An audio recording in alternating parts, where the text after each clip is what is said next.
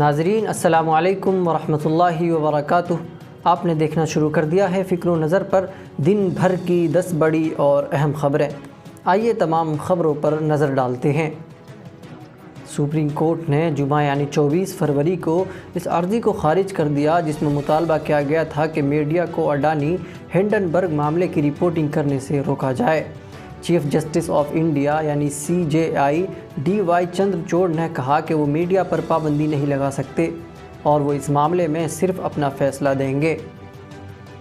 دہلی کے سابق مرکزی وزیر برائے اقلیتی امور اوقاف و حج ڈاکٹر کے رحمان نے دہلی وقف بورڈ کی جائیدادوں سے متعلق کہا کہ مرکزی حکومت کی جانب سے دہلی وقف بورڈ کی 123 جائیداد پر قبضہ کرنا غلط ہے۔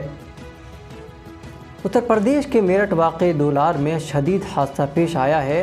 میڈیا رپورٹس کے مطابق زیر تعمیر کولڈ اسٹوریج کی چھت گرنے سے 3 لوگوں کی موت ہو گئی۔ ضلع مجسٹریٹ دیپک مینا کا کہنا ہے کہ حادثے کے بعد 12 لوگوں کو بچایا گیا ہے جن میں سے 6 کی حالت سنگین ہے۔ مقامی لوگوں نے بتایا کہ تقریباً 25 لوگ پھنسے تھے جن میں سے 9 افراد پہلے ہی نکل چکے تھے۔ BJP رکن اسمبلی کرشنا نند رائے سمیت 7 لوگوں کے قتل کیس کی اگلی سماعت 27 فروری کو ہوگی۔ جمعرات کو غازی پور کے MP MLA کورٹ میں مختار انصاری اور افضال انصاری کی گواہی مکمل ہوگی۔ وزیر اعظم نریندر مودی نے کہا کہ آزادی کے بعد ہمارا زرعی شعبہ طویل عرصے تک قلت کے دباؤ میں رہا۔ ہم اپنی خوراک کی حفاظت کے لیے دنیا پر انحصار کرتے تھے، لیکن ہمارے کسانوں نے نہ صرف ہمیں خود انحصار بنایا بلکہ ان کی وجہ سے آج ہم ایکسپورٹ کرنے کے بھی قابل ہیں۔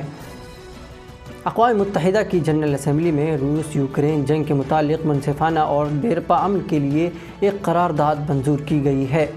اس قرارداد کے حق میں 141 رکن ممالک نے ووٹ دیا جبکہ 7 ارکان نے مخالفت کی۔ وہیں بھارت اور چین سمیت 32 رکن ممالک نے ووٹنگ سے پرہیز کیا۔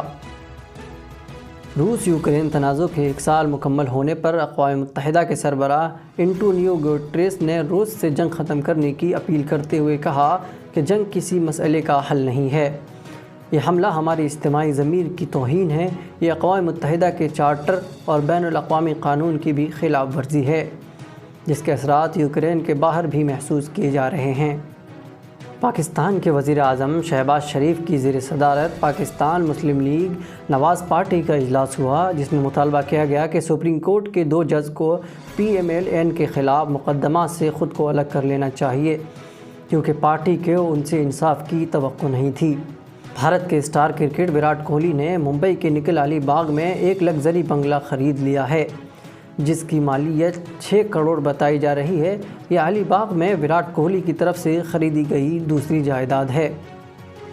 پاکستان سپر لیگ یعنی PSL کے 11ویں میچ میں ملتان سلطانز کے کپتان محمد رضوان نے پاکستانی کرکٹ کی تاریخ میں تیز ترین رن 50 سے 100 رن بنانے کا ریکارڈ اپنے نام کر لیا ہے۔